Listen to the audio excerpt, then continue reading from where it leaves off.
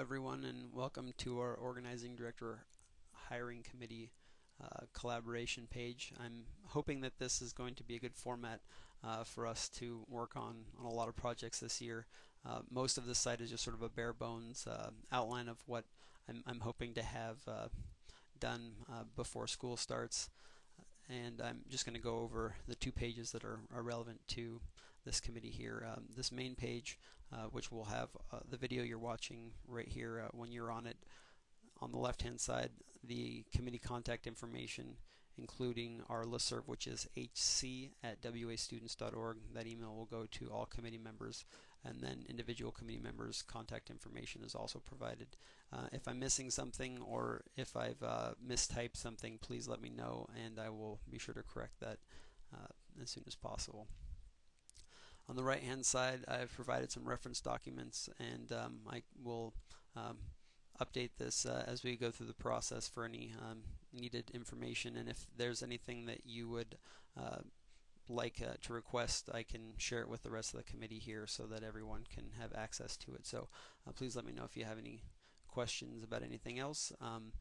The links that are currently on here are the hiring committee purpose, outcomes, and process, which is essentially what we went over in today's agenda on the conference call. The organizing director hiring announcement. If you know anyone that has not yet submitted an application and is interested, please let them know that we did extend the application deadline to July 20th at 11 p.m. I also have the legal hiring questions that Sarah circulated last week and the conference call notes from today's first conference call, and the organizing director contract, which is just for your reference, as it's something that the board will take up after the committee makes its selection. The next section is really the most important and something that you should check back on frequently, especially after our conference calls, for updated action items for you all. I've included the due dates for each of the action items below, and if there's a link, it's also provided. The first here is to schedule our second conference call, and I suggest you use your email link. I've emailed it out to you all already, and it will probably work easier because I think I may have clicked on a wrong button that only allows you to access it through email, so I'll be sure not to do that again in the future.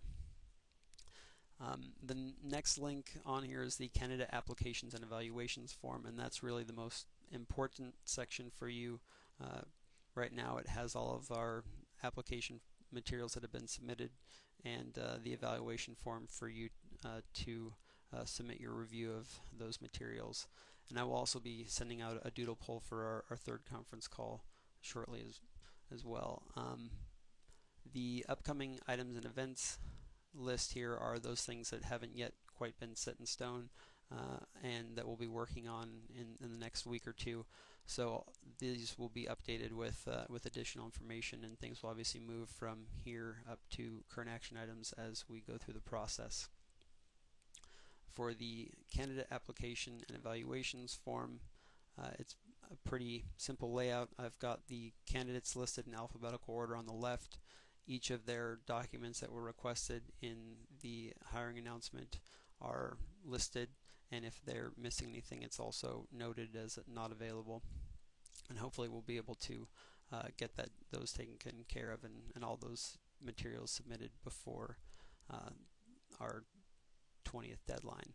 On the right, we have the evaluation form itself, basically a quick bit of information about you, so we can ensure we don't have duplicate submissions and be able to tell who's submitting what, and the candidate that you are reviewing, make sure you've selected the right candidate so your points go to the right person.